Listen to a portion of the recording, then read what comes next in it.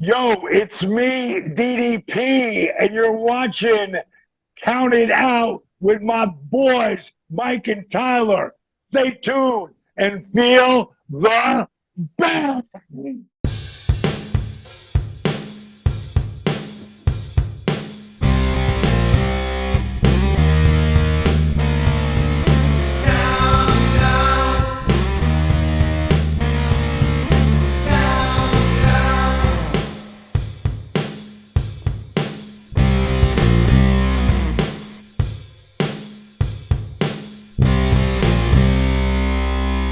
You are listening to Count It Out with Mike and Tyler. Well, we are live, pals, and welcome to another edition of that Bill Apter, Seal of Approve, Count It Out with Mike and Tyler. My name is Tyler. I am joined, as always, by the one and only, because there is only one and only, Mojito Mike. There can be only one. I'm like Mike, a Highlander. you sound like what, Rory or Robbie? Are you getting fired for showing up on a TNA? Have you been on another podcast?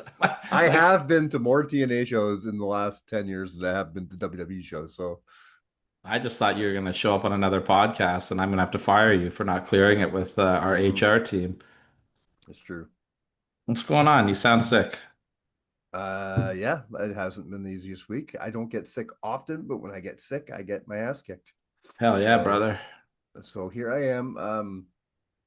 Thankful to be able to record it all because I was sick on the original day you and I were supposed to record, and then didn't know what we were going to do to fix that. And then today I'm supposed to be at work right now. I couldn't. I got up this morning at 5 o'clock and said, "Fuck no." Called in sick, and then I said, "You know what? Fuck it. If I'm going to be sitting on my ass all day, let's do something It's what we do for the people. for the people." We the people. No, No, we don't do that. This is not. It's in today's political climate. Let's stay far away from that shit. Listen, the only political climate I live in is the world of wrestling, all right? And if we can't show some love for Uncle Zebekiah, then what are we even doing here? Hey, listen. Yeah, I can't even say that because then I was gonna make a joke about the Brothers Blue, and then I'm like, well, they weren't the most progressive people in the fucking Yeah, they world weren't. either. So They weren't nice people either. no, I don't even have a segue for that. Let's talk about NXT. let's do that. All So, right. So if you listened to the show last week, Tyler had things to say about this invasion angle. yeah. Since then, not nice things, by the way. Since then, I think they were fair things to say. uh, fair isn't always nice, You know, and nice doesn't always have to be fair. So since then, in the week since then, they've announced that they are, of course, doing a invasion pay-per-view, Mhm. which I'm gonna start off by saying, don't call it invasion, you fucking idiots. I I don't like it. First of all, I don't consider this to be an invasion at all. When you're like, hey, we have to settle our differences. Come over here and let's play. That's not an invasion. You're inviting them into your fucking home.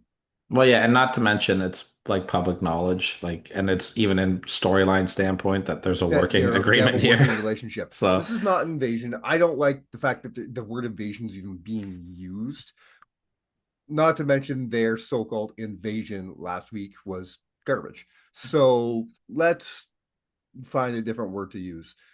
Secondly, well, they changed the name of the show, right? It's not oh, did Invasion they? anymore. Okay. Yeah, because What's it there's called now? I think it's called like Shadows or something. Weird. Because of what was it here? I've got it written. I had a note on it and I just lost. Oh, Invasion. Yeah, it's renamed to Showdown because of a bunch of stuff in the Middle East that's going on. I guess there's like it's like an insensitive thing to call it Invasion right now. I don't know. I'm not gonna. I'm not. No, I'm sure. not. I'm sure that that is a valid reason. I just don't It know just enough kind of about makes me that. laugh.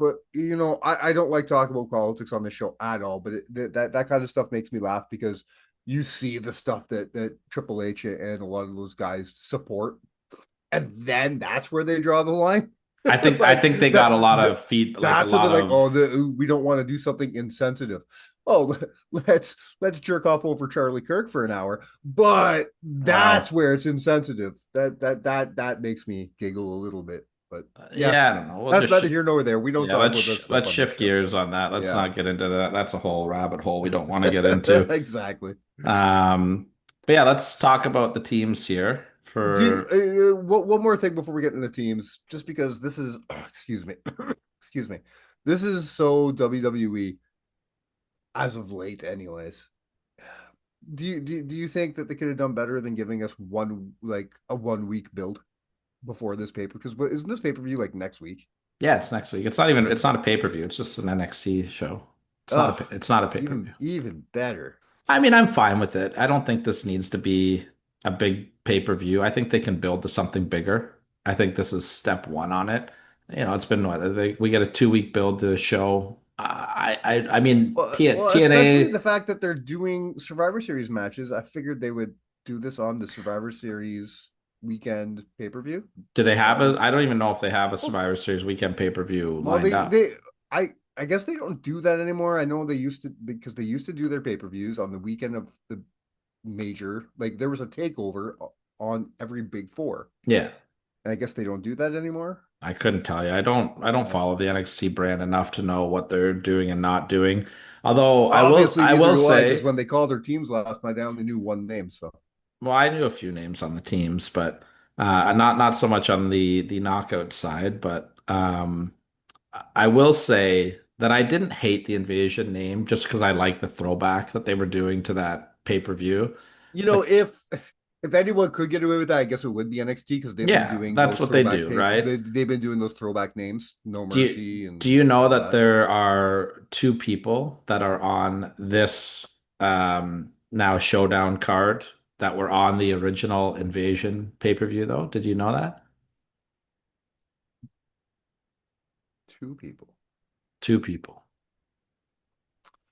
Okay, well, I guess Santino could have been No. around at that time. No No, okay. Santino before his time by a few years, Yeah, actually. yeah. I was gonna say, but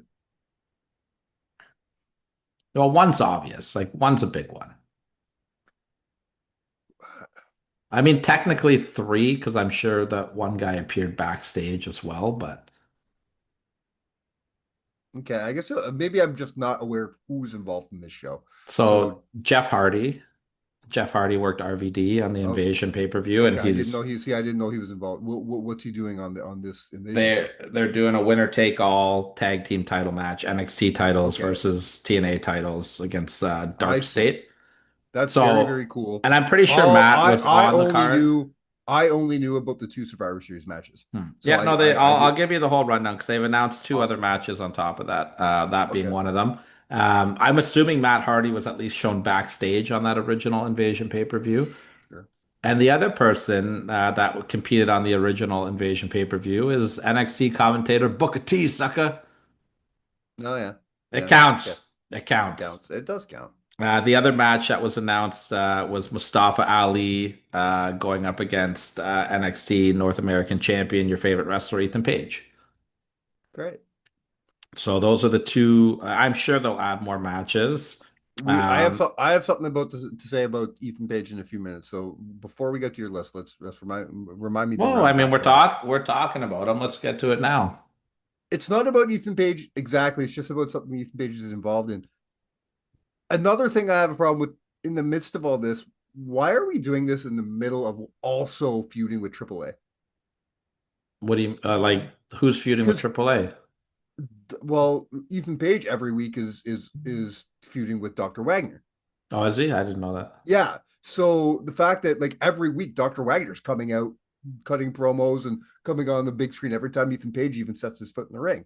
Hmm. And he's been in the crowd a couple times. So there's a big feud between Dr. Wagner and Ethan Page. There's going to be a match between them coming up very soon. Obviously, why are we doing a TNA versus this at the same time they're trying to do AAA versus I NXT. think it's just because Why Ethan's the why not champ. separate that? Kind of give it some breathing room. Give one of them the spotlight rather than try to jam it all in together. I just think it's because Ethan's the champ and all the other champions are involved in the tag match. No, I get that, but just don't do the Dr. Wagner thing right now. Is what I mean. Well, I don't think it takes away from it. Like it's just a one-off match. Like it's I just guess. Ethan Page defending his title. Like there's no difference of who he's defending it against. No, okay. I guess I'm not being clear. While you're doing a story about TNA versus NXT, Hmm. don't also do a story about a AAA guy trying to get his ass into NXT. Leave that Yeah. alone for a while. Don't bother with anything. Don't have AAA involved in NXT. Give TNA the full scope of things. That's all I'm Yeah, kind of saying. I don't know where AAA fits into the WWE right now. It's a really interesting thing. Like I kind of like that for the most part they've left AAA to be AAA. I think Yeah. it was really smart they put the title on Dominic Mysterio. Mm-hmm. I think that is going to open up a lot of eyes. I mean, I don't think that it hurts putting Wagner on NXT TV because people don't know who he is. And like Ethan God, it Page, hurts. Oh, well, people don't like. I know they don't, and it hurts. They don't. I love Dr. Wagner, but I'm also I old don't know a lot school. about him. I know who he is, but I Yeah, of can't. course. I But couldn't I mean, tell anybody you. anybody who watched Lucha Underground knows who he is and stuff like that. But if you didn't, sometimes I forget the Lucha I didn't Underground has even been know. off I didn't even TV know for he was 15 on years. Lucha. I didn't even know he was on Lucha Underground.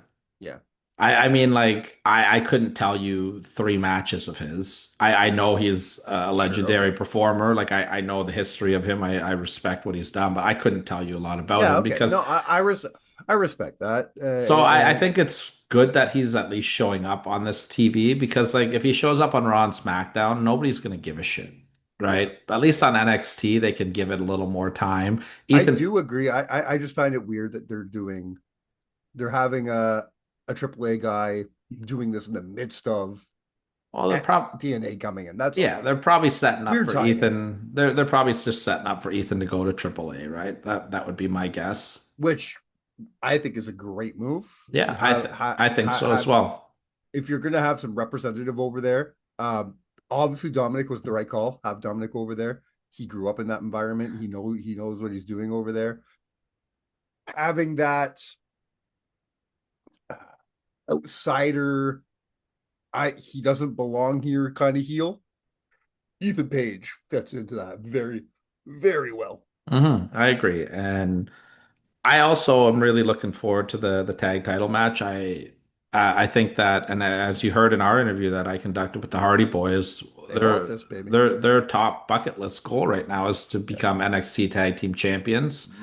I think this is the perfect place for TNA to get something over NXT because in the WWE's eyes, at least, I'm just going to look at it from what I think is how WWE looks at it. Oh, the Hardy Boys, yeah, they can beat our guys. They're the Hardy Boys. We made them.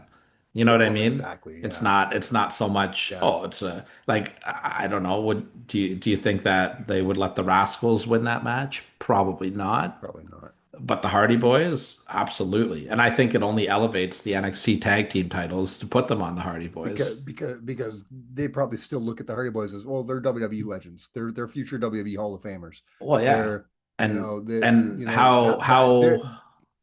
that's how they're looked at rather than current TNA superstars. how great is it going to look for the Hardy Boys to walk out with on Bound for Glory holding the NXT tag team titles when they fight Again against the Dudley Boys? against two other uh, legit WWE Hall of Famers. Mm. So yeah.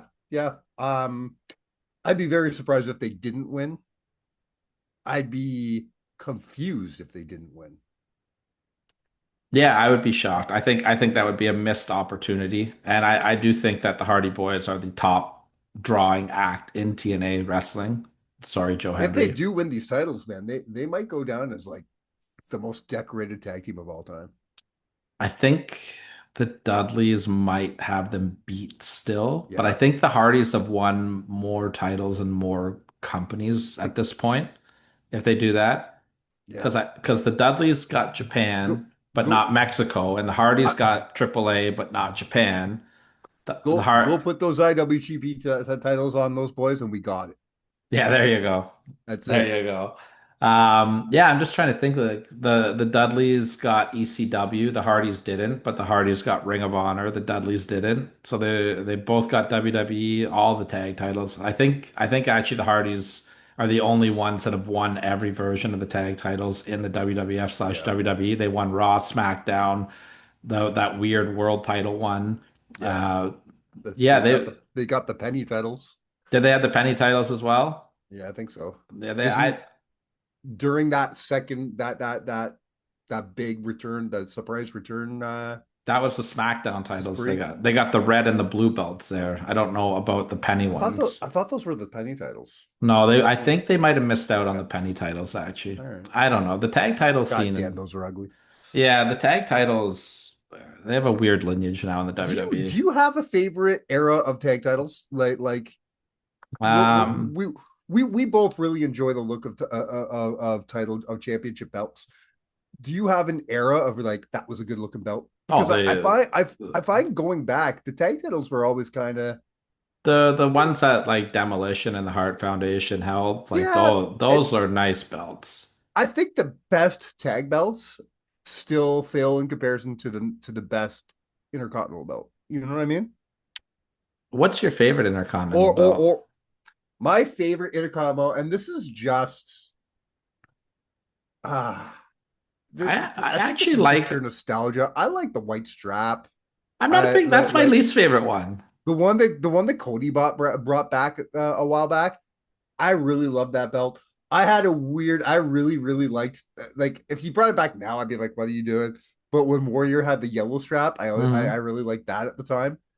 But I really liked the one during the mid 90s, the going into the Attitude Era. Yeah, That the title one is that like probably Mr. Perfect and Bret Hart and yeah, Shawn held. that's my favorite Intercontinental Championship. Because I really, yeah, that's that's my what we grew favorite up era on, of right? titles though, because that was around during the Winged Eagle and stuff Winged like that, Eagle. right? Yeah, Yeah. I thought the belts were across the board the nicest during that time period. Yes. Yeah. I also didn't hate like that the IC title that like RVD and Eddie Guerrero and Randy Yeah. Orton held, like the skinny one. But I really like the new version of it as I was well. just about to say, I think the new version, if I did a top seven, the new version's on my list. I It's in really like it. contention for sure. Yeah. Yeah. The in-between one, the one they had like, what was it? Not long ago, the one right before this was kind of ugly, but this one I really like. Yeah. No, I'm Yeah. with you on that. All right, let's talk about these tag matches here. Let's start with the divas, or the women's, the knockouts. A lot of people a little upset with Team TNA on this one, Okay. and See, I my only issue is with NXT, and we'll get there in a second. Tell me the problem with TNA. well, Because I a saw lot of people are saying that the knockouts division isn't being represented by TNA properly. okay, That say when the team again, and we'll talk about who's missing off the team because I don't remember sitting there going, why isn't this person on? Because Masha can't be there. no, Ash is injured, if I'm not yeah. mistaken. So who's missing? Say the So team, and then we'll figure this out. I'm gonna butcher some of these names because I don't know who some of these people are, but Colleen Jordan, who is the Yep. current Knockouts champion. So a lot of people are upset that she's on the team because she's an NXT wrestler, even though she's the Knockouts champion.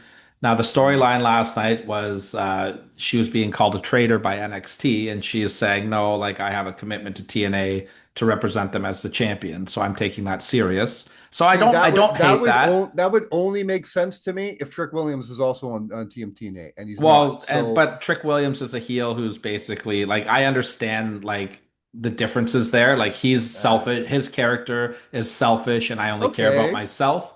all right, And her character has respect for the brand, right? So they're trying to uh, play her off as like I hold this title with regards and I have a commitment to represent TNA now as well.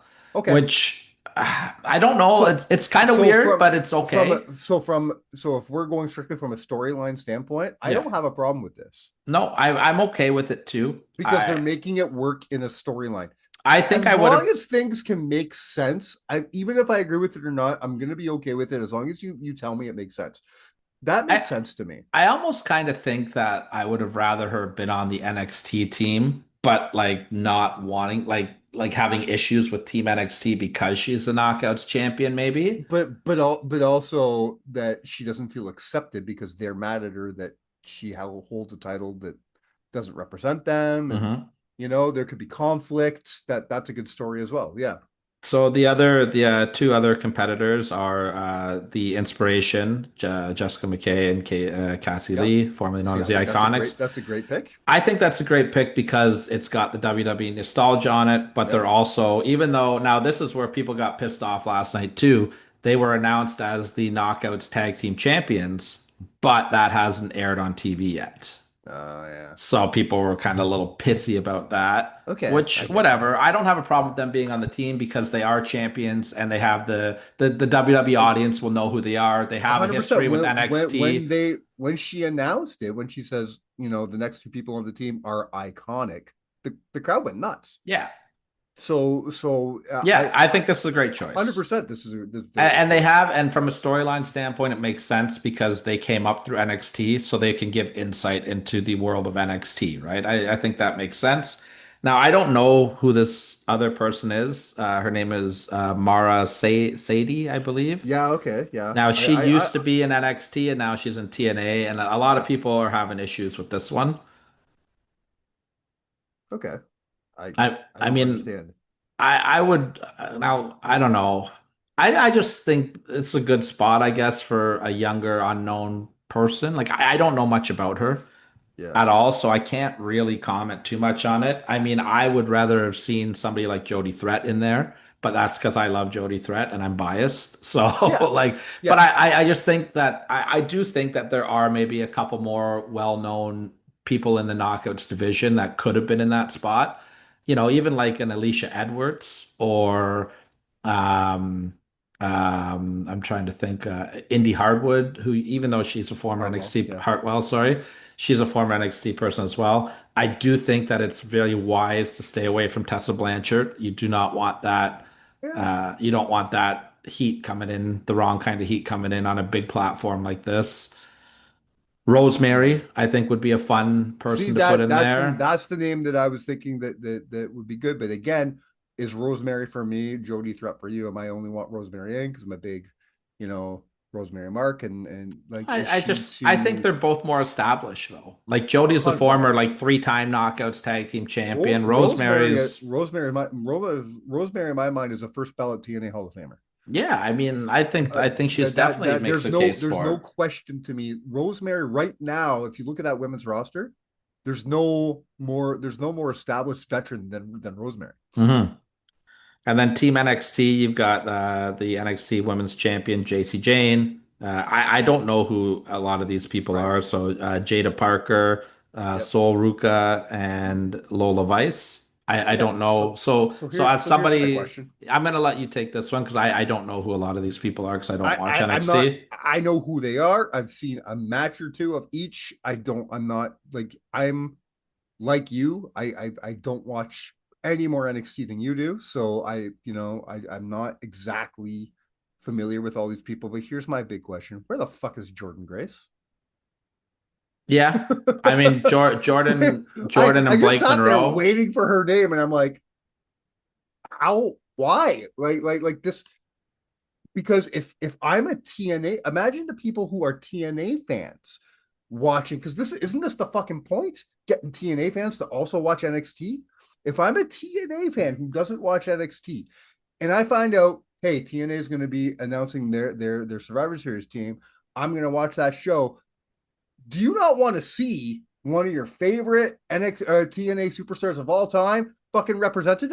I definitely think that adding Jordan Grace into this match would have made it Big, really big missed interesting. opportunity. Really, really interesting. Absolutely. I understand why they couldn't put like Blake Monroe and her both in it because they just came off that big feud. That would be a little Sure. interesting. But I do agree Yes. with you there, Mike. I think that not having Jordan Grace in this match is a that's such a conflict because Jordan could be tied up back and forth too. Like, hey, I love TNA, like I made my name there, but I'm NXT now and I need to represent my brand. Like I think it definitely makes Yeah. for some compelling moments. The only problem is though, that there's nobody on the TNA team that Jordan has any history with.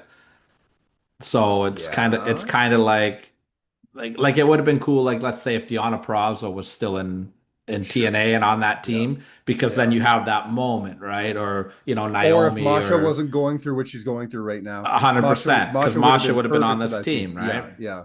So I mean, I get it with Jordan Grace, but like I think with the way that team TNA is also that there's not really that connection for Jordan. So I mean, I would love to see Jordan Grace in there, but I get it. Yeah. Do we need to talk about the Masha situation at all here? I don't know. I don't know exactly enough about it. I've I don't think seen, any, and thank you for saying that because here's the problem. I don't think anybody knows enough about it. And I think too many people are talking about things they don't know. I think TNA made the right choice of just pulling her off until they figure out what the fuck is going on well, I mean, and then running from there.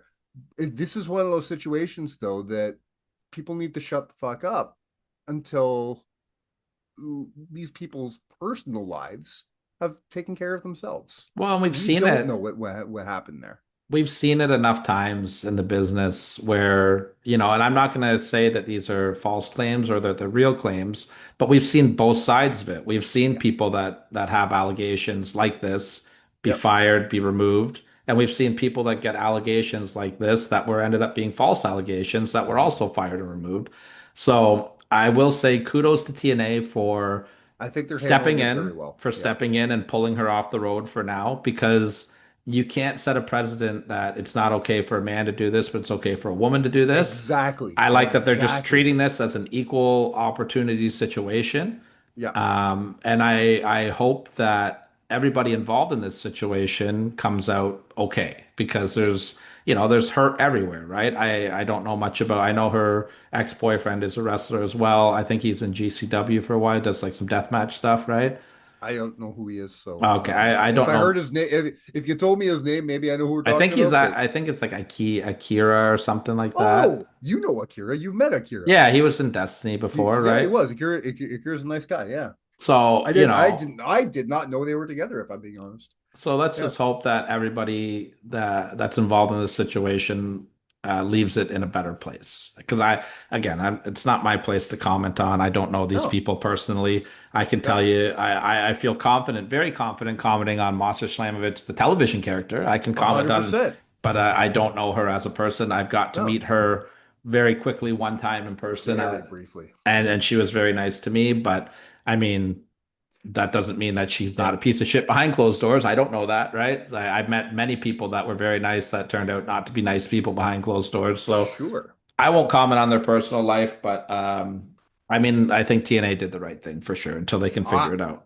I truly hope that we haven't seen the last of Masha on television from a selfish standpoint because I'm a huge Masha fan. Mhm. But if that's the decision the TNA has to make in the long run, I'm going to support and respect TNA because this is you have to protect your business Yeah, at the end of the day. absolutely. You have to be, and I think that's why I supported their decision to bring Tessa back as well, because at the end of the day, I think you're not going to do anything that's going to harm your business purposely. You know what I mean? So I'm like, even if I don't agree with what you're doing, I'm going to support what you're doing if I respect you as a company. And right now, I do respect TNA as a company. So as long as they're doing what I think is in their best interest, even if I don't agree with it, Yeah. then I'm going to respect you for it. I still don't think it was the best business move, but I mean, and especially like what they've done with Tessa since she's come back. It's not really even like she's been a big focal point of the Knockouts division. Like I mean, she ever was since initially, but well, what has she done since Jordan left? well, Anything? Like, And Jordan beat her anyways, right? yeah, Like they didn't put the yeah, belt on her. So no, yeah, I mean, I again, risk versus reward. There's a reason why she's not on Team NXT. Like if you take a look at Team NXT, from an in-ring standpoint, she blows all these people out of the water. 100%. But why is she not on the team? Yeah, Because they don't want CW Network hearing you're a racist chance. yeah, exactly. So, Yeah. for everything that's being said about the Knockouts team for TNA, the exact opposite is being said about Team TNA's male team. Have you seen the list of names for this one? I do, and we're going to talk about that in a second because so I don't have a huge problem because when they were announcing the names, I had my team already built in my head. So as they're saying their names, I'm saying names out loud. And every once in a while, one of the names I'm saying actually got said. I'm like, okay, good. That makes sense. Well, one of the names I said did not get said, and I have a bit of a problem with that. So I'm wondering let's if talk about the we're team. I'm wondering if we're thinking of the same name. So let's go through it. So Team TNA, I think they've done a really good job of putting this team together. Mike Santana, I Mm-hmm. think is a perfect choice to be on this team. They're really trying to get behind him as the top face of 100%. their company. Yes. Yeah. Um, Frankie Kazarian, Mr. TNA, he's been there forever. That's your veteran. Yeah. Moose, I think, is a That's fantastic the choice. first person I said when I said my four people. Moose was the first person on my lips. And Leon Slater, who I think this is a perfect spot for him. So when I first thought of my team in my head, Leon Slater didn't make the cut, and as soon as they said Leon Slater, I'm like, of course Leon Slater. Mhm. How He stupid he am I? was actually the first name that came to my head of I hope they put him on this team. So I love this team. I do. Put a gun to my head, tell me to change it. I am going to pull Frankie off. Me too. Me too. Okay. Steve Macklin should be on this team. Okay, we are on the exact same page here. I definitely think Steve Macklin. And the reason why I would pull Frankie off is not because of Frankie, like the person, but No. because of Frankie's character. It's very out of character for Frankie to give a Yeah. shit about something like this. And Frank, also to me, when everybody else kind of makes sense and they deserve the exposure and stuff like that. Frankie's done his stuff, man. Frankie's had his spotlight for 25 years. well, but not It's only that, from a you know storyline standpoint, if I'm TNA management, Frankie's a piece of shit and he's selfish, exactly. Yeah. right? So do I trust putting Frankie Kazarian, the character, on this team? Yeah. Whereas Steve Macklin literally bleeds TNA. He's been the Yeah. guy cutting the passionate promos, and I do think And it's a big missed opportunity for him to he's got not. some NXT. He's got NXT Mhm. history. Can you imagine the promos he could cut? Imagine he Oh, came out wearing like wearing the face paint and shit and cutting promos about I what you know. I think Man. Steve Macklin's the best promo in TNA wrestling right now. Mhm. And I would arguably put him in the top, So probably the top 10 best promos in all of wrestling right now. so when I said my team in my head, I had Macklin instead of Frankie. I had Moose and I had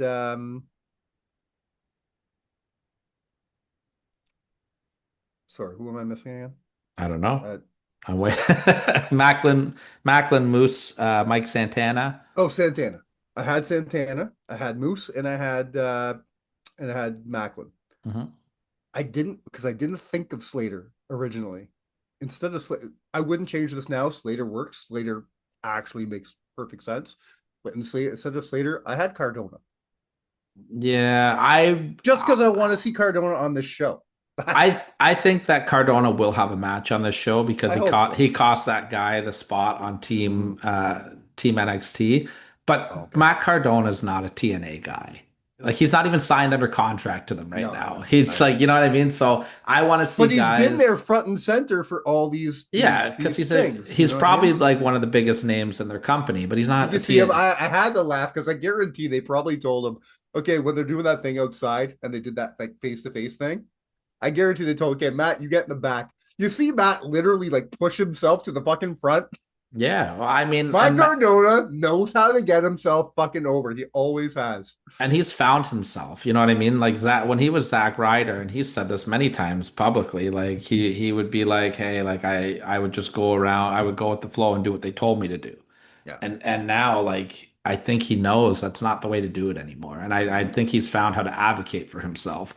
And I think he's learned that it's better to ask for forgiveness than it is to ask for permission. I don't think there's anybody on earth, and this includes Cody, that has used the indies to build their career more than Matt Cardona has.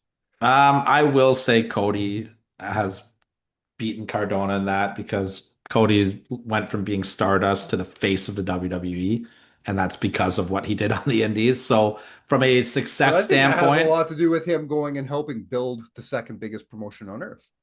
yeah, but like Cody still had to get himself over enough to the point to do that. Like there was a huge difference in the level that Zack Ryder was over compared to Like, Stardust being over. like But if he I does, will say Matt if he doesn't get Cardona, involved with the Bullet Club, I think that's what had more to do with anything at all. 100%, but he You did know, get he was good enough to get involved with the Bullet Club, true. right? I Yeah, do think though that Matt Cardona laid the blueprint out for that. 100%. But Yeah. did Cody not leave before Cardona though? Yes. At least I think so. I I think believe Cody, so. yeah, Cody was gone before But Cardona was but released. but he became the king of the indies. He really did. Matt Cardona has gone everywhere. There's not an indie that he I will not do. I If think you're forgetting what Cody did on the Indies though. if I don't think he disparages. If Sean Gibson had the budget, Yeah. he'd show up to Barry this Saturday He's but at a no to no one. he's said that as Plug, well. plug, plug. Yeah. Plug. He's said that. This is if a promoter messages me, this is my rate, I will wrestle anywhere. If Yeah. they pay me and they drive me to the show, and he says, sorry, I don't want to be picked up at the airport. I want a rental car. That's because he wants to be able to do his own thing. Yeah. I don't want to rely on other people. I don't want to be stuck. He's 100% at a point in his career where he can make those kind of absolutely demands or requests. Absolutely can. But no, I got to give the nod to Cody on this one. I mean, okay. Not to take away from Cardona, but Cardona hasn't done it on the level. Can you think of anybody else who's really done that? Even like back in the day, like has anybody really Drew McIntyre the indies to this? Drew McIntyre, other than what did he really do outside ICW? TNA World Champion. That's not an indie. It was at that time. Fair. not the best time. But Drew used the indies to reinvent himself to that character that you saw. And like Drew left WWE and got himself into a better position to return back. Drew Galloway, especially in ICW, was what Drew McIntyre was originally what he could have been. And then all of a sudden it's like, no, we're gonna put you in 3-man band, and that's it for you. Yeah. And then he took what's like, well, if they let the chosen character, the chosen one character, if they let him breathe and let him grow and evolve, what could he become? Well, we saw that as Drew Galloway, especially in ICW. I won't take anything away from his TNA run, but his ICW run is one of my favorite things. Yeah, he did great stuff. This is during the era where I was watching ICW probably more than any other promotion for a while.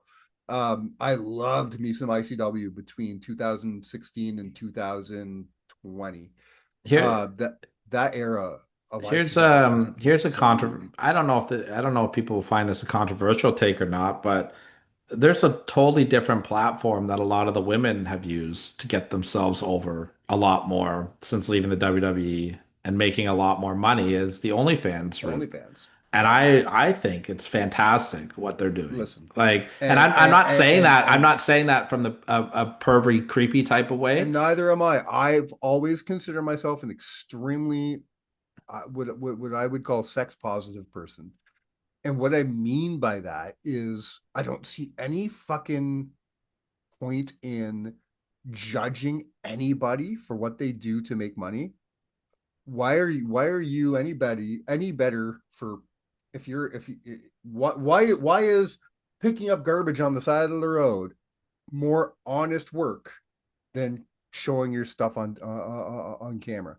I mean, they're making a tremendous amount of money. People like Lacey Evans and Mandy Rose is really the one I think that really kicked all this thing 100%. Off. But if they're making more money in a month than they're making in a year for the WWE, that's a totally different way of rebranding yourself. You say Mandy Rose kicked it off, but I'm going to go even farther back than that.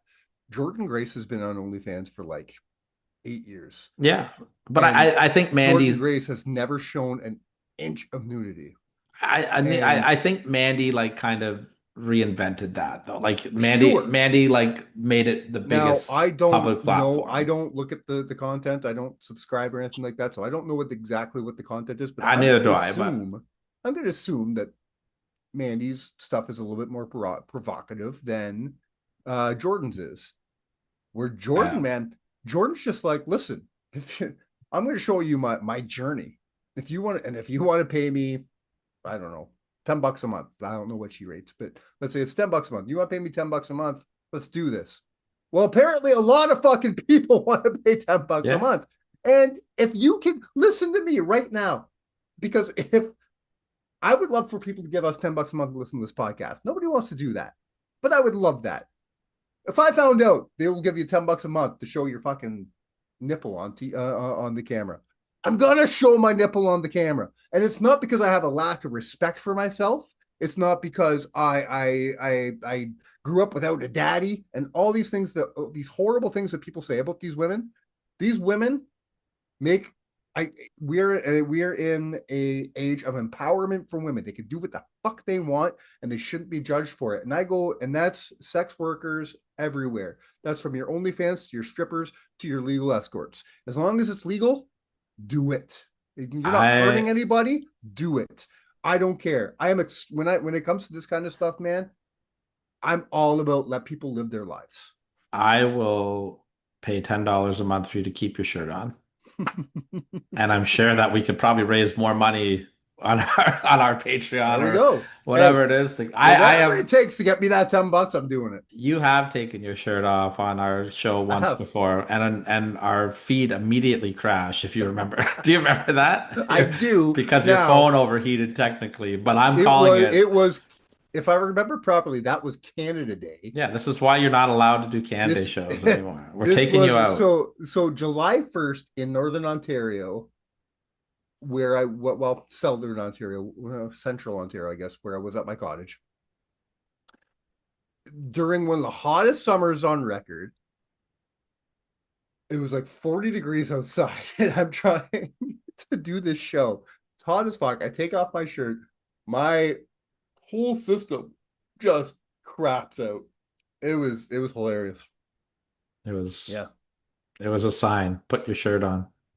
I can't do shows at the cottage anymore either. Every time I do a show at the cottage, something bad happens. That one year I decided to do the one time ever I decided to do a non-wrestling specific show, and it was at the cottage. And to this day, that show was like 3 years ago, and to this day I think we only have 2 views on it. Really quick before we move on to my list, which by the way, we will be talking about the top 7 moments from the original WWF versus WCW Invasion Angle. And yes, I did find 7 moments. Team NXT, your champion Ricky Saint versus teaming with the TNA champion Trick Williams, with Javon Evans, who will be challenging Leon Slater for the X Division title at Bound for Glory, and Miles Bourne. I think this is a good team. Yeah, that's a decent team. I can't think of anybody else who should be on the team. I don't watch enough TNA or NXT. I mean, you could say Ethan Page, but he's in something on the show already. He's doing something else. Have your champion do something, or not your champion, but you don't need 2 champions on the show. Having Trick Williams there works, and it's fine. I agree. What? Oh no, because it's not. Ricky Saints is your champion. Never mind. Mm-hmm. I like this little back and forth Ricky Saints and Trick Williams are having about who's the captain. That's fun. I like that. I wasn't sure I was gonna like Ricky Saints when he came in, because I wasn't a fan of Ricky Starks in AEW. I'm still on the fence. I don't know if I like him or not. I don't understand why people call him Rock Jr. I don't see that charisma. I don't see the same charisma, but I think people call him Rock Jr. because I think that's what he's trying to like. Like people feel like he's trying to be a ripoff of The Rock. Okay. I think that's why they call him. I don't think it's because they see him. I don't think it's a positive thing when they call him Rock. Okay, Jr. So that nickname could go to LA Knight maybe, but I was honestly just gonna say Ricky Saints is my NXT version of LA Knight. He's just not for me. He's just not for me. Nothing against the guy. I think he's a hell of a hand. He's a great worker. He's just not for me. I like this Miles Bourne kid though. Mm-hmm. He's doing fun stuff. The stuff he's doing with Alexis right now is cool. If you're gonna call it juniors, they're calling him Randy Orton Jr., which is fun. Uh, I think that's more of his physical attributes more than anything else. Does he hear Um, voices in his head? uh, well, I don't think he ever hears voices at all, sir. That's fair. That was poorly timed. Okay, that's not what I was going for. I said to Adam one day, the last time I saw Adam, I said, "How great of a fucking tag team if would it be if Miles Bourne tagged with Crazy Steve, because Crazy Yeah, Steve is legally blind." I mean that's a Hear hell no of a evil, see team. no evil. What a great tag team! That is a good name. Yeah. You got anything else you want to talk about? No, I enjoyed talking about this. I still don't know how I feel about how this is building. I will watch it. Um, I just hope they don't make TNA look bad. That's all. I I do not predict TNA is going to come out any better at the end of this. I don't. As long as which they don't come out any worse, I'm okay. out of the 4 matches we talked about, how many matches do you think they put TNA over in, and which matches do you think they go over in? I have a What feeling. which ones do you think they should go over in? I think I Sorry, have who's Ricky facing again? Ricky Saint. Yeah. He's in the men's Oh, four-way not Ricky. match. Sorry. Ethan Page. Who's Ethan Page facing again? Mustafa Ali. So I think Mustafa I Ali. think I think Page goes over there. I think that's a smart So move. I think Paige was over there. I think the Hardys win the tag team titles, and I Yeah. think NXT wins both group matches. You think they're going to win both? I think that the TNA men are going to win their match. So you think the TNA is winning 3 out of 4 titles? Well, there's not Oh, titles. no, or not titles. I meant matches. But no, we did say that Ethan was going to win that. Yeah, I think each team's going to take a four-way match, and I think the men are going to take the You think the four. TNA men will win? I think so. Yeah, I think so, but I don't think it's going to be like a clean win. Like I think it's going to be dissension on Team NXT. Like I think Team NXT will beat themselves and TNA will just win. But I do think I that mean, if but we could also see that on the other side, the women's, yeah, with but that little. I just think that if they want this angle to continue to have people care about it, that they Yeah. need to have TNA standing tall at the main event. What's the end game here? Because they signed what, a 2-year deal? I don't know exactly the I feel like they specifics of signed a it. two. Let's say I'm correct here, and they signed a 2-year deal, which means they have a year and a bit left. What do you after this invasion angle? What do you do for the next year with TNA? If you're Triple H or Shawn Michaels and you have TNA to your capability to use, or if you're I'm sorry, can you can remind me of the gentleman's name, Carlos Carlos Silva. if you're Carlos Silva and you have a deal with to represent your company with WWE, I think that's the bigger question right now. What do you want to do for the next year? Okay, now this is going to sound crazy, but if they do this properly, I don't see why this angle can't go on for the entire year, Hmm. but at least 6 months out of the year. And then I just think you're going to see random people showing up back and forth. Like I don't Okay. think, but I mean, if How I'm do you keep it car, exciting? How do you keep people watching? How do you well, get people watching? you Because I got to don't know if there's make enough people watching. you've got to make your WWE audience understand and give a shit about the TNA roster. Yeah.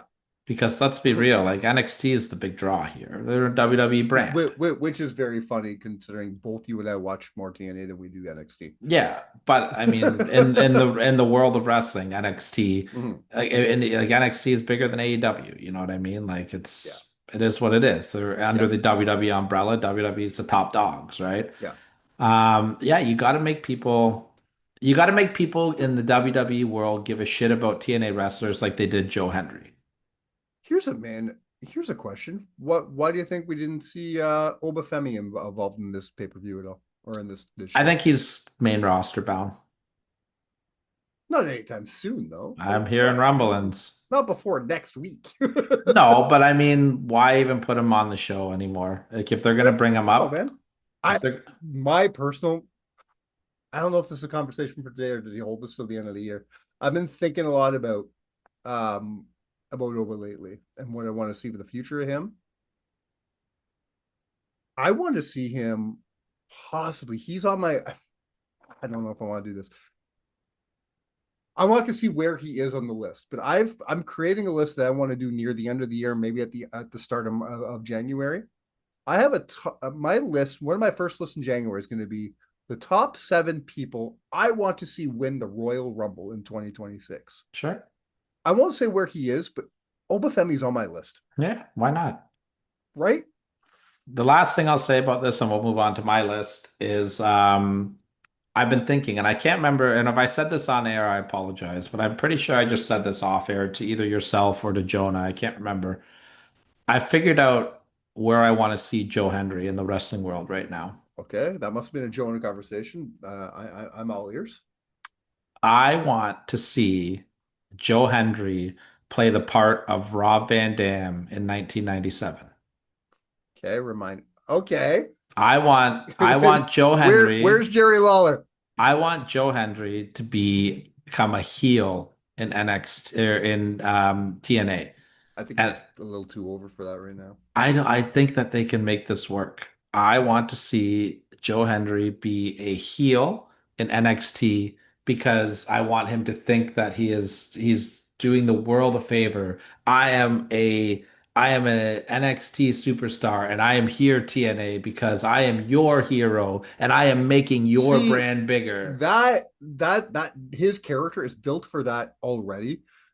If you look at everything Joe Hendry, and I've been saying this for 2 years, you look at everything Joe Hendry does, he is a heel. Yeah. Like he's got the makings of a great heel, but people love him so much, they're like, no, we're gonna cheer for this guy. And because he's got the theme song, he's got the smile, he's got all that. So TNA and Joe, they leaned into it, like, you're gonna be one of the biggest baby faces in TNA history. Let's go with this. And they did, and it worked, and I'm glad they did. But he's got all the makings. That character, if you write down all his attributes on paper and then read it, you're reading a massive heel. You really are. So picture Joe Hendry being on NXT TV every week, like he's doing, as a massive babyface, and then showing Yeah. up to TNA and being like, "Did you see me on NXT? Do you know how much attention I'm bringing to this brand? Like, I I am like your that. people's champion." So he's a Did heel you in see me dicking TNA. around in the fridge last week? Right? That's what I'm saying though. If he comes in there and he lets the TNA fans know what a privilege it is for them to see an NXT superstar grace them with your presence and how he is single-handedly lifting the TNA brand up by associating himself with them. Like I just think there's some really fun heel work to be done and then a babyface in NXT. I think it's really fun. By the way, on air right now, I'm going to pitch to you a business idea. Um, because of inspired by probably the funniest thing you've ever said on this show last week. I want us to have a new t-shirt that just says "Count it out, dicking around in fridges since 2020." We are not going to make a t-shirt that says dicking around and anything.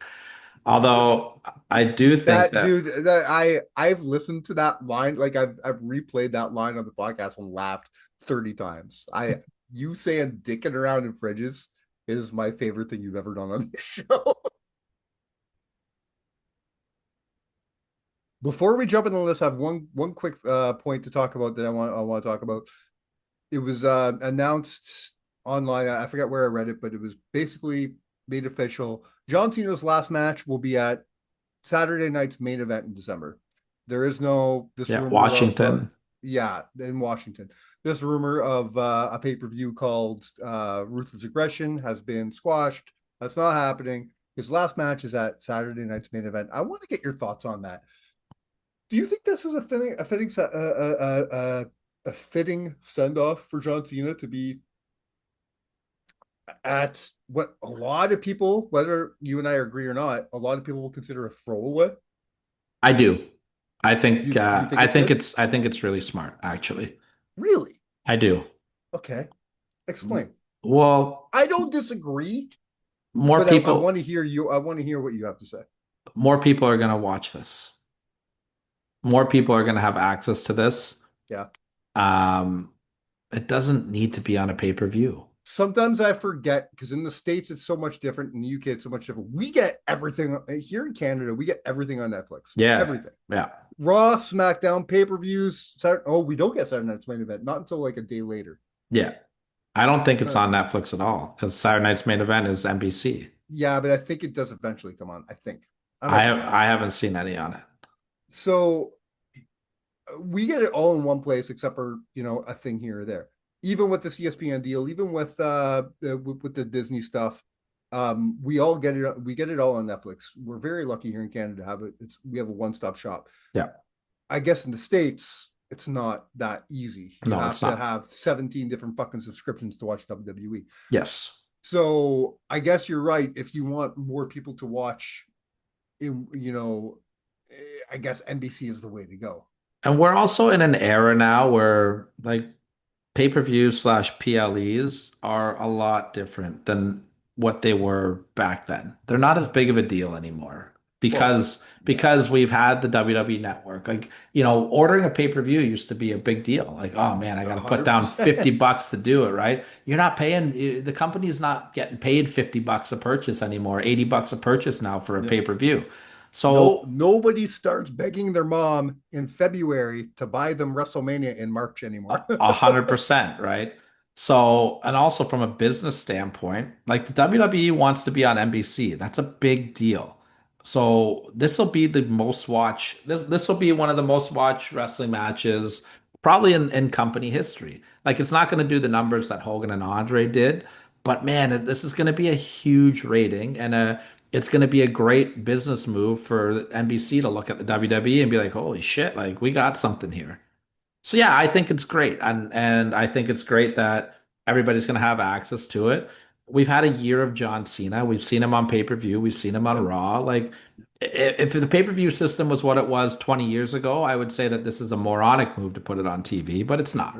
That to me, there's no difference anymore between any of No, these shows. you're right. There is no difference, and I do agree with you. I agree with you in the stance that it's not a bad move. I'm not saying it's the best move. Like you said, you're saying this is the best way to go. I'm not convinced, but I don't think like a lot of people are already slamming this. Why are they doing this? Why isn't it on this show? Now, would it have been cool to have John Cena have his own pay-per-view at the very end called Ruthless Aggression? As long as you don't call it John Cena's last match with Conrad Thompson over there holding a bunch of money behind him, I'm cool. You know what I mean? Why can't you call it whatever you want? Why can't you call it Saturday Night's Main Event Ruthless Aggression? Yeah. Who cares? It's just a name. It's just a name. And as long as we get what we deserve, it will be main evented by John Cena. We don't know the opponent yet. Man, are those Edge rumors flying though?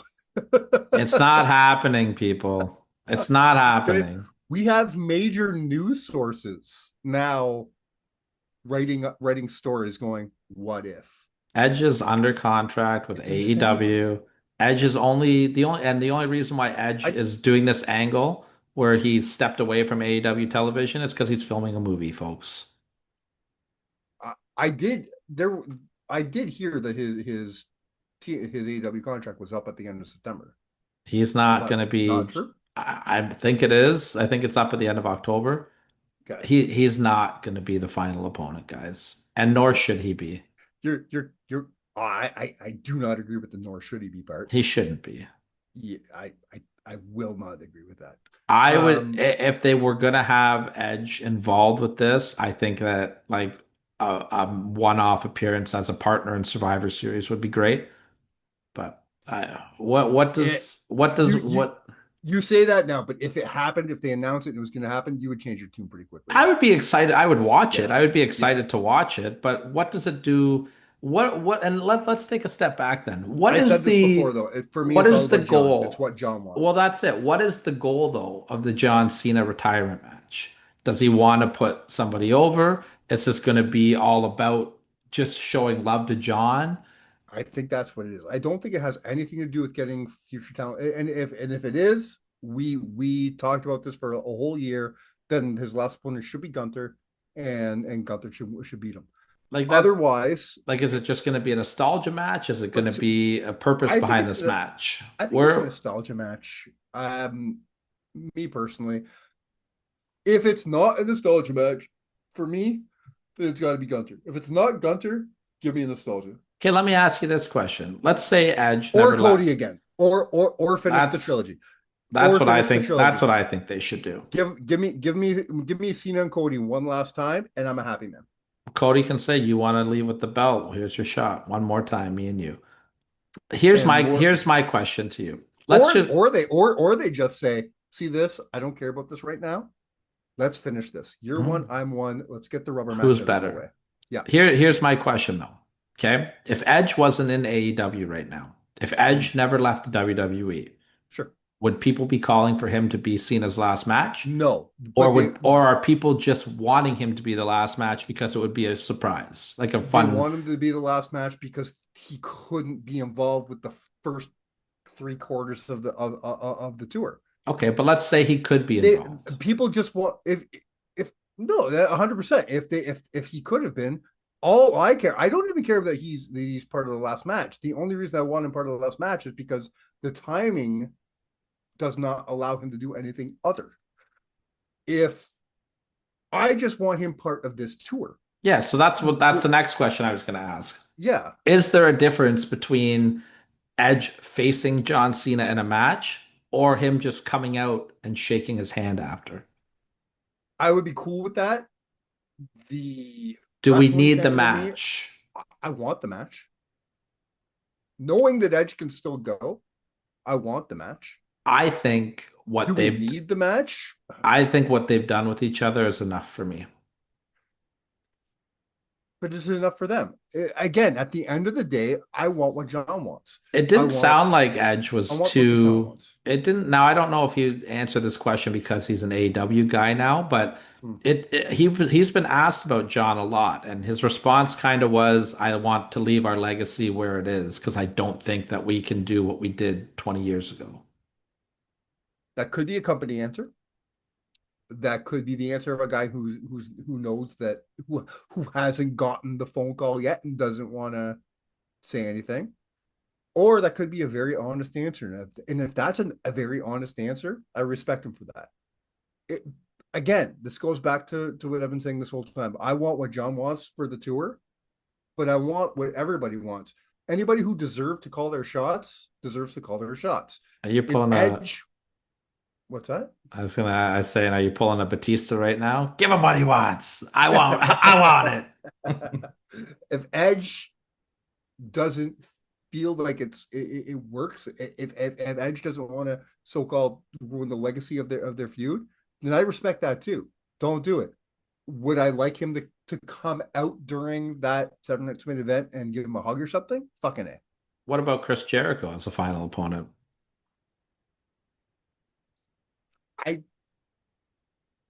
They've got a history. Yeah, no, that's not my call at all. No, I'm just asking. Is there? I don't think their history. It doesn't match Edge's, but it's still a big surprise thing. If I did a top 7 opponent for John Cena list, he's not on it. I'm wondering if people want it because it would be like, oh, Edge hasn't been here in a while. Like, are people just excited because of Edge and Cena's history together, or are they excited? I think are they excited because like Edge has not been in the WWE? I can only speak for myself, but for me, I don't give a shit where he is, where he's been. I want people involved in this who are involved in John's career. That's all I want at the end of the day. I don't care. I don't know where Batista is at this very moment. He's banging a 20-year-old and drinking tea or something, but I want him involved. The fact that he hasn't been involved at all makes me sad. I want him at the last show giving John a hug or something. I want these people involved. Listen, we talked about this last week with Matt. Politics and controversies aside, I'm glad Brock Lesnar got to be involved in this because Brock is a huge part of John's career. The people you might be the only one at this point, the way that the match went. I didn't hate it either. I'm on your side. I just want the people that were big in John's legacy to be involved in this. And by the looks of by the way things are going, I feel like John feels the same way. I'm gonna put one more name He's out handpicking there. his opponents, and look at the next opponent. One of John's best matches in 20 years was against AJ Styles. Hmm? Look who he chose next. You know what I Yeah. mean? Well, and I think this was kind of set up by design too. Like I think the way that they're booking AJ Styles right now is, and I'm glad that we got to hear the beat up John Cena line on Raw. That was great. Yeah. I'm gonna put one more name out there, and I'm not saying this is what I want, but I don't think that they gave this the proper time or respect that it deserved earlier in the year. And I'm going to mention the name CM Punk as a final opponent for John Cena. I thought that their little rivalry was a miss for me. And Yeah. I do think that CM Punk might be John Cena's, maybe, sorry, not his greatest, but I think CM Punk is John Cena's second greatest in-ring opponent. And I think that he rivals Edge as John Cena's greatest rival as well.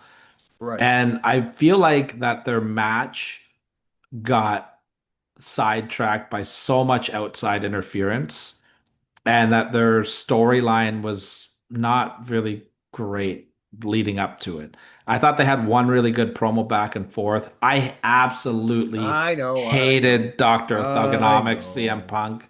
I I did don't agree, not. but It was that's fine. terrible. It was terrible. Anybody other than CM Punk did that, I would be fine with it. That was just so out of character for the CM Punk I just character. don't. I will not agree with that, and that's Um, fine because no, I know Adam argued with me about it too, I so just I I just get did it. not enjoy it. I wouldn't mind seeing them have another shot. Of I'm not going to argue with you. I'm not sure that's what I want to see, but I'm not saying it's what I want to see either, yeah, but if they put it out there one more time, John Cena and CM Punk, I yeah. wouldn't. I'm not gonna be upset about it. And it's a big marquee matchup. I wouldn't hate it at all. Of the people involved in the legacy of John Cena, who have we not seen yet involved in this? And I'm not just saying matches, just involved. Who do you want to see left on TV? Because, like I said, I want to see him Batista in some place. We haven't seen Kurt yet. I'd I like to think see they Kurt all on I think they all television just show up and on the I last think show. yeah, I think we're gonna get like a Ric Flair send off Who? of like not exactly the same way, No, no, obviously, no. But but they're all gonna be who? there. Who else do you want to see involved in that? Well, there's Like one Kurt. one huge name. I want to see Shawn Michaels and Triple H both just sitting in that audience. I do. If everyone's not clamoring for Bull Buchanan to get his ass out on TV, then what are we even doing here? Funny enough, when I think of his rivalries, you know who I want to see out there? I want to see Carlito. I don't He's think that I don't think that's happening right now. Why? What's going on with Carlito? Well, Carlito feels really disrespected by the WWE. What was he part of the Lecos? Carlito's been gone for months. Oh, fuck. Oops. Yeah, I didn't know. they fired him like a long Oh, time okay. ago. Um, who's left of the people who had great rivalries with him? Kevin Owens. Yeah, Kevin Owens, I think would be the glaring name. Um, a man that can't because of contractual obligations would be the Big Show. I think Ric Flair would be a name too, because Cena beat his record. I think Oh, Del Rio. that ain't happening either. Yeah, he's in some hot water, eh? Well, yeah, they've released him already. Oh, did they? Yeah, he was in AAA and they I didn't released know. him. Who else? I don't think there's anybody else that they need to Van bring in. Dam. Yeah, I mean, I think we'll see him in the crowd. Like, Yeah. according to Rob, he was supposed to be one of Oh, Cena's opponents. yeah. I still don't buy that. I think he's full of shit. Um, he's not. I have a name that I can't believe they haven't thrown into this whole thing. I can't believe that John in this whole tour has not had at least one match with the Miz. Miz is pissed about it. What the fuck is that? Make Miz the last match. That's it. I don't think the world is looking for a John Cena Miz program, and that's not a Why? knock. Because that's where we're going to see the return of The Rock. You know that. The Rock, I would be like Do you think The Rock comes out during Saturday Night's Main Event? I don't know. Is The Rock's name even in contention to be a No, possible final no, opponent? no. Is It's there not. any chance that we see The Rock step in I the think The ring? Rock is far too busy. I just I There's got to be something. They can't Not to mention, just. I don't know if I even want to see that. But They've got to do also, something. I think Rock's ego is way too big for that. I think Rock's ego says, "Hey, if I'm doing that, I'm doing it at fucking WrestleMania on top of Mount Olympus with fucking he. I'm not doing that on NBC. I don't know. NBC is a big platform. It's John Cena's last match. Do we see Rock involved in Survivor Series War Games? Maybe. Maybe. I don't know. I just feel like it's such a like they can't just be like Rock's not going to be involved in any way, shape, or form. Like the heel turn, like it would just be so weird if it didn't happen. All right. So we're playing the Adam card today. We're going Broadway. Let's Yeah, get let's your get to list the up. list. The list won't take long because it's the invasion angle, but I got some fun ones that I don't think people either remember or don't really think about in a great light. So let's just get right into it. Top seven moments from the original WWE versus WCW Invasion Angle in the early 2000s. And I'm going to start off with number seven. And I think this is a really fun one because You're without going to the, start with number 7? What a surprise. I am the good old number seven. I'm going to start with. You know what? Let's change it. I'm going to start with my I number love it when you four. say that. I I start with laugh my every number time you say four. that. Start with my number four this week. We're going to change it up. The good old number seven. I'm going with the birth of the hurricane helms. Okay. This doesn't I happen with. forgot this even part of the invasion angle. Okay. Yeah, so Shane Helms came in as the WCW Cruiserweight Champion. Yeah. Yeah. Chavo came in and he immediately lost it. Fresh off a 3 count. Yeah, well, he was Vertebreaker Shane Helms at that point. He was Sugar Shane Vertebreaker, Helms, that's right? right. He had the Yeah. sugar Yeah. I dancers and remember a Sugar everything. Shane Helms. Yeah. And he came in, beat Chavo he was the cruiserweight champion. I think he lost it to Kidman right away as soon Yeah. as they got on TV, but whatever. And he was like this middle of the pack guy, and they took his Green Lantern tattoo and did on-screen stuff with Stone Cold Steve Austin and made him the Hurricane. And he came Yeah. out as this ridiculous character, and it was amazing. Like people don't And remember how great early Hurricane stuff was. people also don't remember that Shane Helms was a wrestler before the Hurricane, because that's what he's known for now. That his legacy will forever be, he has this thing to thank for his fucking career. Because Yeah. let's be honest, man, what did he do in WCW? 3 count. Three Wasn't count was very good. awesome, and I will not Yeah, hear anything he's about it. not he's not living off 3 count though. No, but he was, if WCW would have stayed in business, though, he would have been a top focal point of it. They were really getting behind him He in the would have been a cruiserweight top well, no, division. he would have been a top focal point of the cruiserweight division. Yeah, Now, but that vertebreaker even move was getting him over. even when in a time where your cruiserweight division had the greatest wrestlers in the world, the top focal of the cruiserweight division was still at the bottom fucking rung of the ladder in WCW. That's the problem. Yeah, but people tuned in for the cruiserweight division, though, even though they weren't. But that was a different WCW at that time point True. too, right? Yeah. All Yeah. those egos were pretty much winding down, right? And Mhm. they were really focusing on in-ring work towards the end. Which, by the way, Greed should have been on your list last week. That's a terrible pay-per-view name, but that's a different story. Horrible. I did mention it. Yeah. So yeah, I just think that he went on Mighty Molly and the European title during this time period. Mhm. His entrance video was hilarious when he made his entrance. Did they ever do? Oh, and then later on, I love that like way later on, they did the superhero in training stuff. Yeah, yeah, the feud with The Rock, it all came Yeah. out of the invasion angle. So Did they yeah, ever do anything with him and Nikki Cross? no, not the That's a missed opportunity not right that there. because he wasn't really there. I Like he know. was. Yeah, but they always bring legends back for stuff, right? Yeah, I mean they should have done something. I agree. Yeah. Number six is what I consider to be the greatest, worst go home angle to a pay-per-view of all time. Okay. And I'm talking about the promo that Stone Cold Steve Austin and The Rock Oh, cut leading up to the Survivor Series main event. explain to me how this is the greatest of anything. This promo is so incredibly entertaining and fun. The I haven't watched first it in years. I have to go I rewatch it, but I rewatched it. remember I being like, rewatched it what a the couple fuck? I rewatched it a couple days ago. So the first half of this promo is what everybody forgets about because everyone just focuses on them singing together. Yeah. The first half of this promo was so intense and so well done because they did the smart move where they only had one microphone. So they kept snatching it away from each other and building this tension up and building this tension up. The Rock started out by going, Stone Cold, I don't forget. I never forget what you did to me at WrestleMania. And I haven't forgotten what you did to me the night after WrestleMania. And I haven't forgotten that finally The Rock, and then Stone Cold would grab the microphone. And then he would try to do finally Stone Cold, and The Rock would grab it. And then The Rock would get mad and he would go, "What are you doing?" He goes, "You don't see me walking around here going, who what? Who what? Because that's when the what chant was like at Oh, its huge, right? And then Yeah. Austin grabbed the mic and go, "What? What?" Like the first part of this promo was incredible.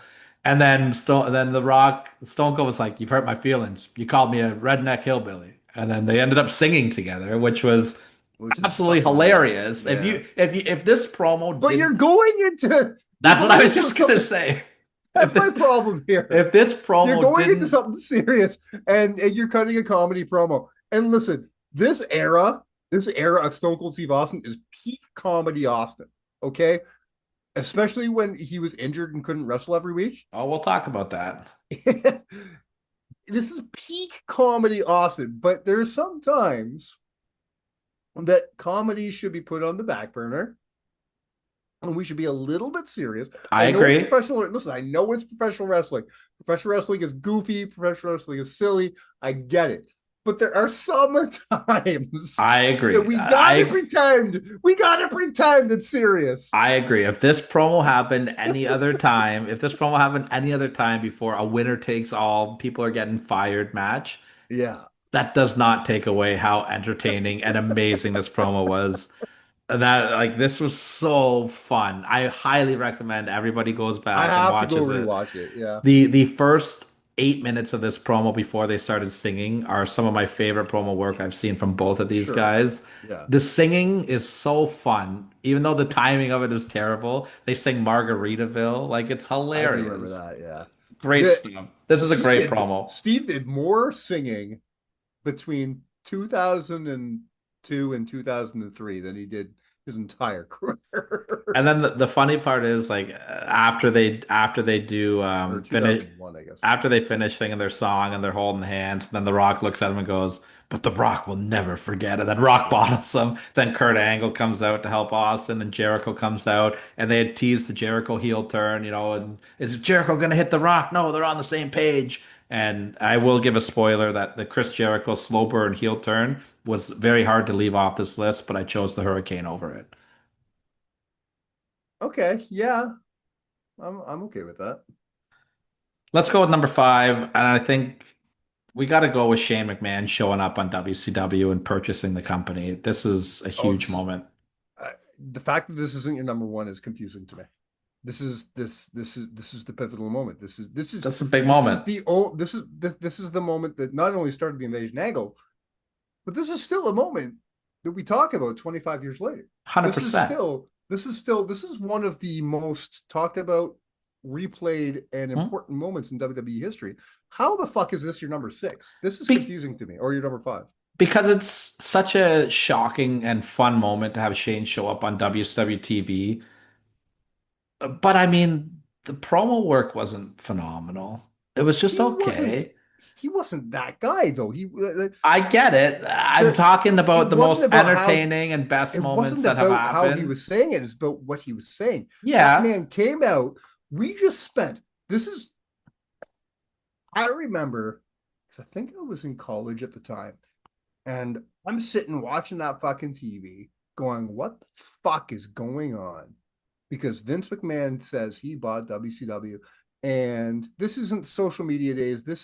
I didn't know about this until fucking I turned on my television that thing. Okay?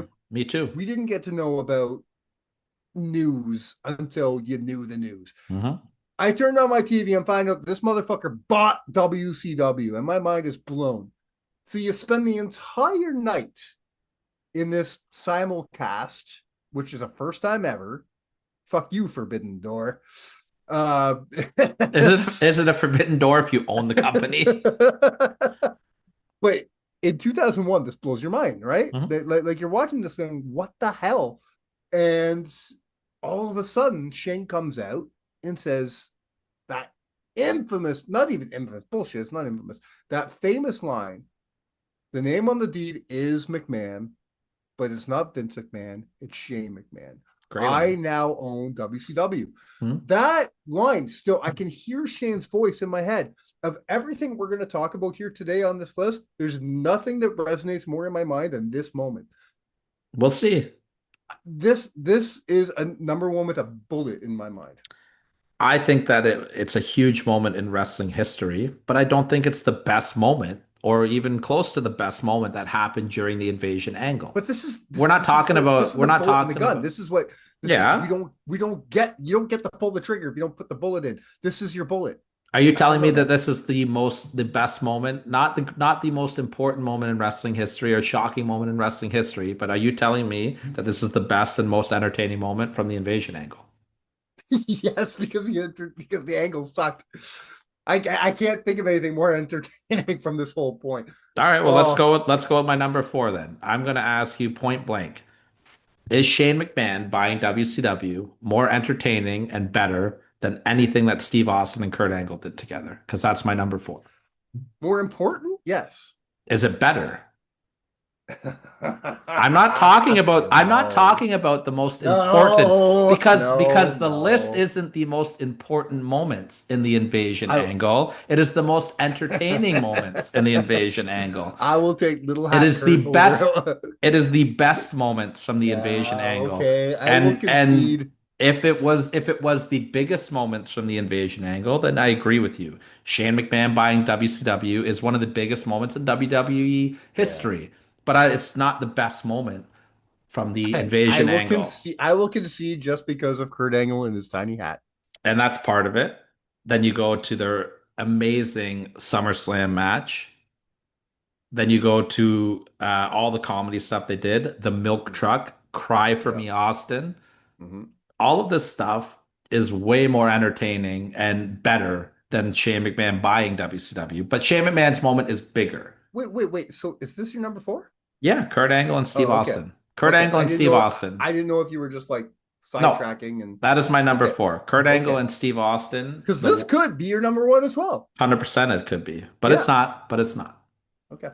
So, and Okay. we've I like that. It's true. It's true. It's not. It's not. I'll move into my number 3 here, and I think a lot of people would put this in contention for number 1 as well. Um, no, you know what? I'm going to call it audible. I'm going to change this on the fly Oh. because I think this is a number 2 moment. My number 3 moment is Paul Heyman's promo against Vince McMahon on the Go Home SmackDown leading up to Yeah.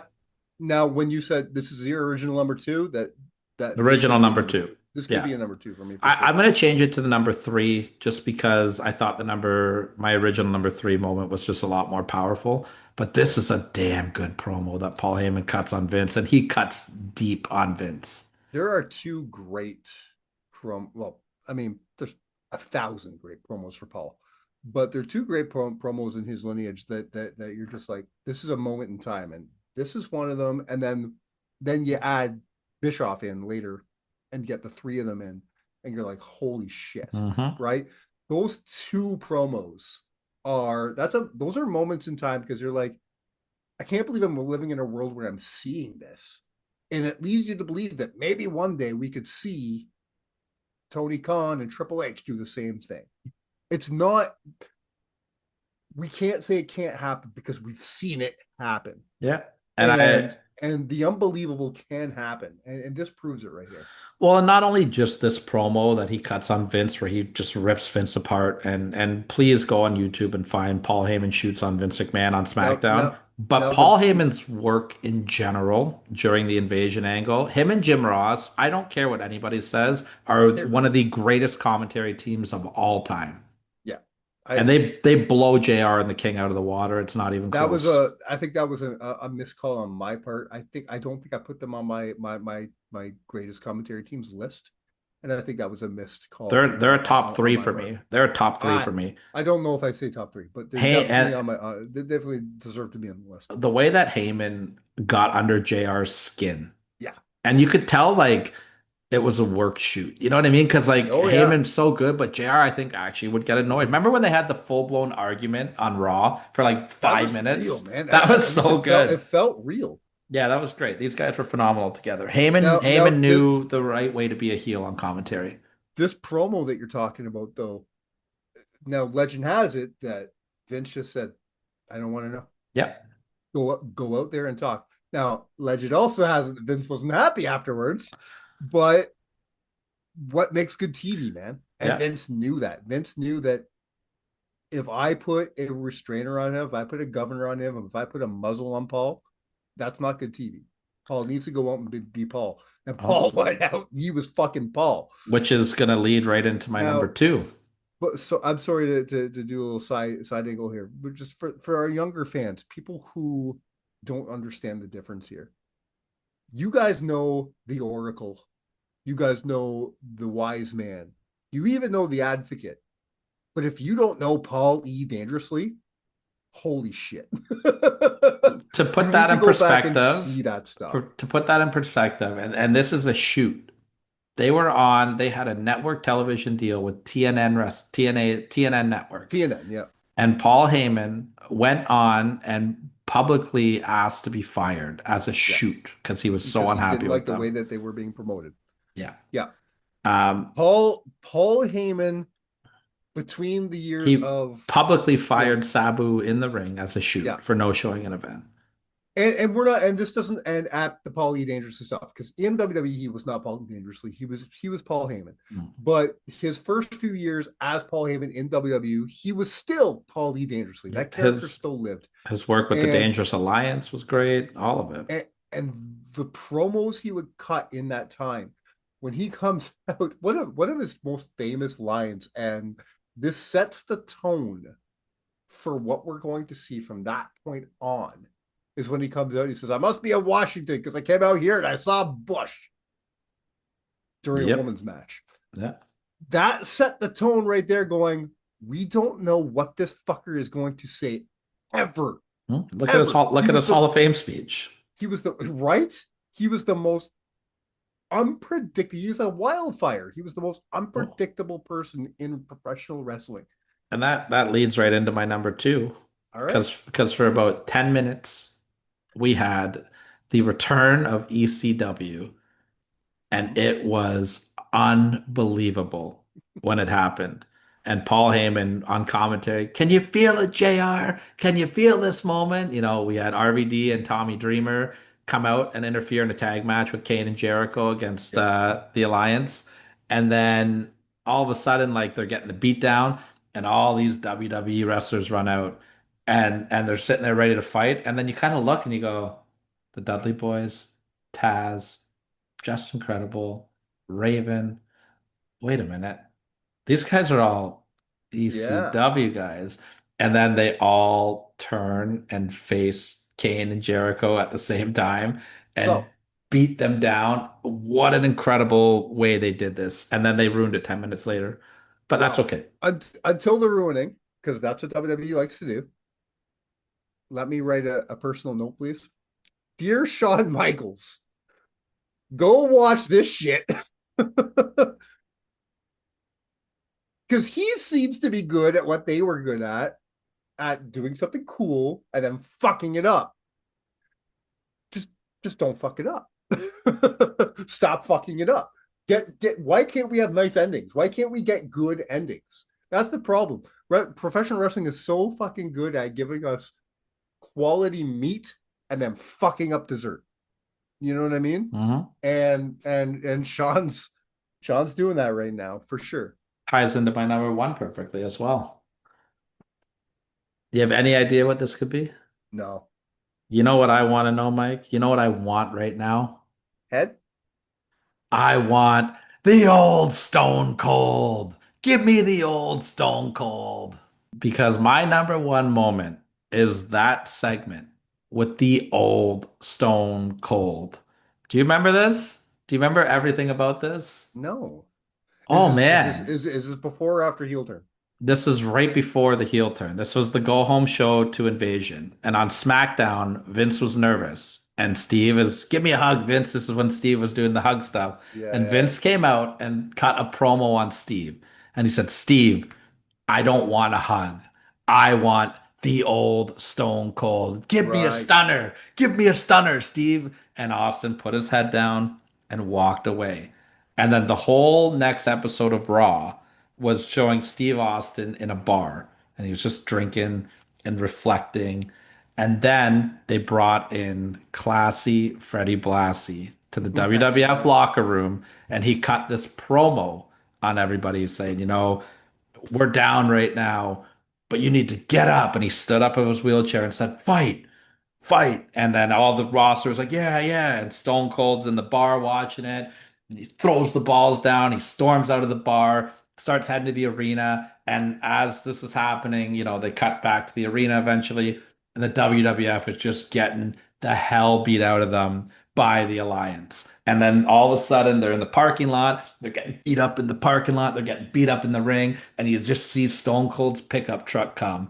And he just gets out and just beats the shit out of everybody in the parking lot, makes his way to the ring. The crowd is just losing their mind. And then the glass hits, and Stone Cold comes out with that old swagger, and JR's losing it. Look at that swagger. That's the old. And he comes out and just clears the ring, stunners everybody. The place is Yeah. going absolutely mental. It is This by deserves to be your number far one. the greatest moment in the. And then they I fucked it do up by remember turning him this, and heel. Then they yeah, turned him heel a week later.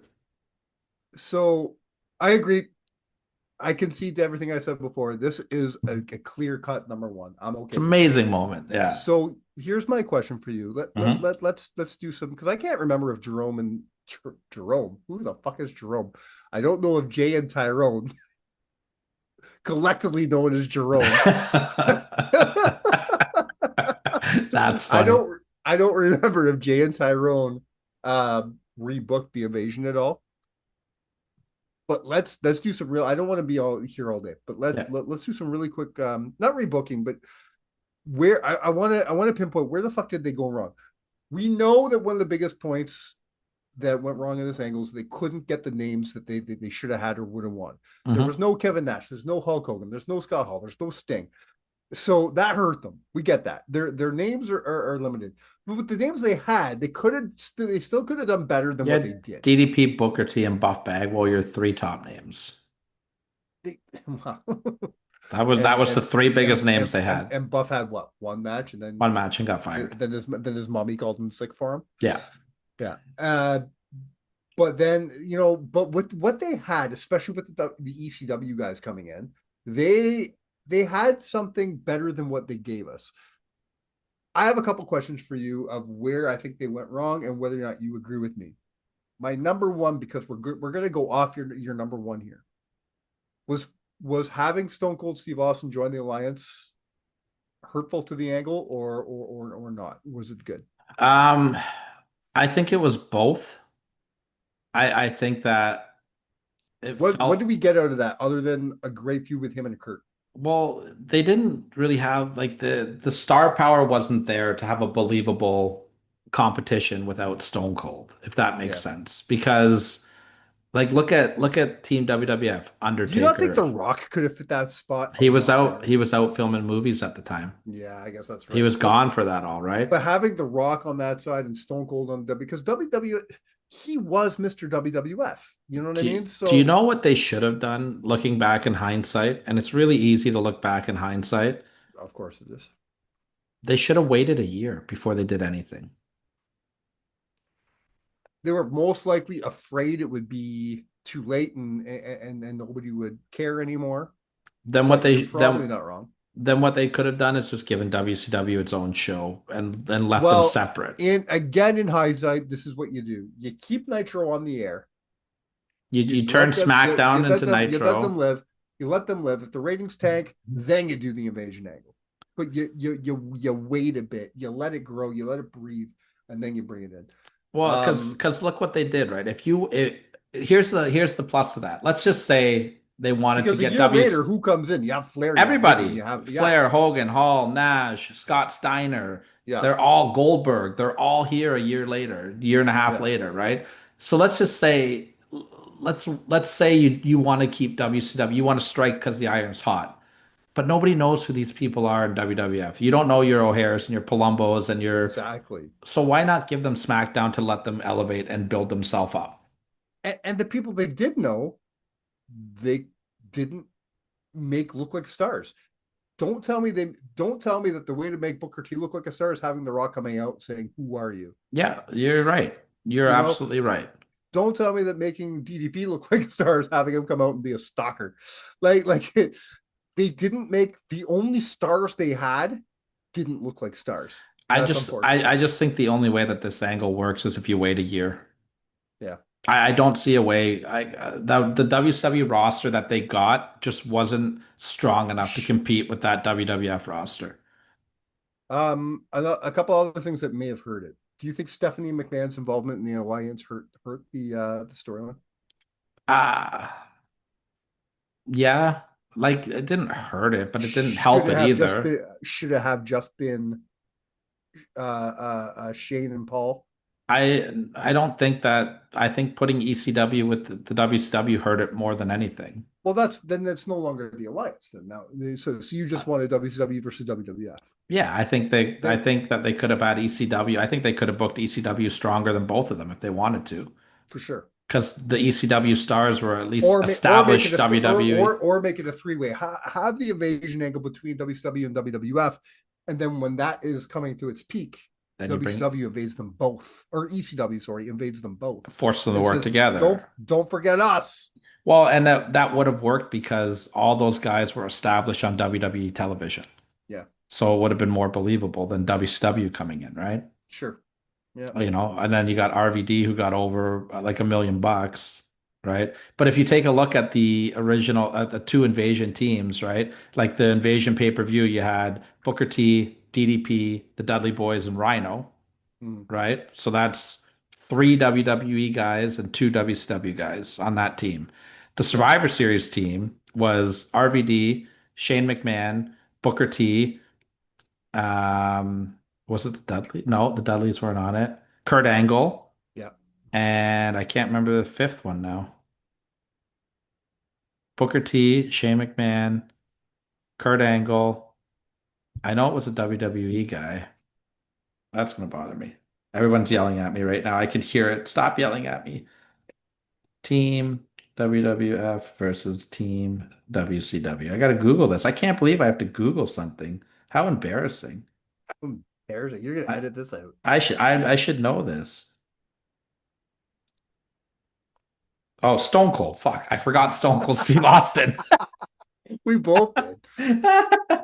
Yeah, so that's all WWE guys except for Rob Van Dam and Booker T. So it's the same thing. I don't know. That being said, I got a couple honorable mentions and we'll bring it home because we are pulling an Adam here. Rhino goring Chris Jericho through the SmackDown stage. Yeah. Chris Jericho's heel turn was done really well. The rise of RVD was pretty cool. Was the RVD Christian match? Was that part of the invasion angle? No, No, okay. no. The rise of RVD in general was really well done. Sure. Lance Storm's kicking off the invasion angle was good. DDP as the stalker was not good. No. And that's my honorable mention list. But I think I got 7 good moments out of this. You did get 7 good moments. Surprisingly, you got 7 good moments out of this. Yay me. Your list. Yeah. Yay me. Yay you. All right, well, let's take it home because we're going long here. I don't know what we're doing next week. We'll figure it out. I'm gonna have a list. Yay. But We might have an between- interview too, maybe. Who knows? We're working on something right We're now. working on it. Between now and then, though, if you're in our area, you got nothing to do. You're like, I want to watch some wrestling. Head over to Barry. Barry's got an Ode to No One happening, which is going to be a phenomenal show. And you're going to want to watch that show because it's going to set up things. I'm telling you, it's going to set up things because next month is their anniversary show, and their anniversary shows are always fun. You need to be at the November shows. You have to be. I'm going to be at. I already booked it off work. I'm going to be at the November show for sure. You need to be at Barry Wrestling's anniversary shows. But to be caught up and to know what's going on at the anniversary show, be right here on October 4th in Barry for Barry Wrestling. It's going to be a fun show. Absolutely, it is. It's going to be a great time. I'm really, really excited for it. I'm excited to possibly see you this weekend. That will be fun. Very possibly. I finally have a job right now where I can book time off and not feel guilty about it. It's funny how not being in restaurants does that to you. Yeah. Yeah. So I have booked off the next 3 Barry shows, so I should be seeing it this Saturday unless I I'm will still feeling like this. If I still feel like this, I'm not bringing this to Barry. I will be a very busy my man goal. at Barry Wrestling as I will be doing You're ring doing double duty. announcing and I'll be filling in for Well, Diamond Jim who cannot make the show and I'll be if doing I didn't commentary. sound like this right now, I would say, "Hey, Sean, go watch Cowbell. I know a guy. I can fill in." But I sound like this, so let's not do that. Well, before you lose your voice any further, let's take it home. On behalf of we should have set up somebody to invade this show. This would have been good. This is when Adam and Matt should just invaded, We or Jerome. we want Jerome. We want Jerome. Yeah, hashtag Jerome and everything from now on. Until next week, my loves. No. Who you have been. Count it out. Did you just do a Jeff Jarrett laugh? I'm sick. Leave me alone. Cheers. Cheers, slap nuts.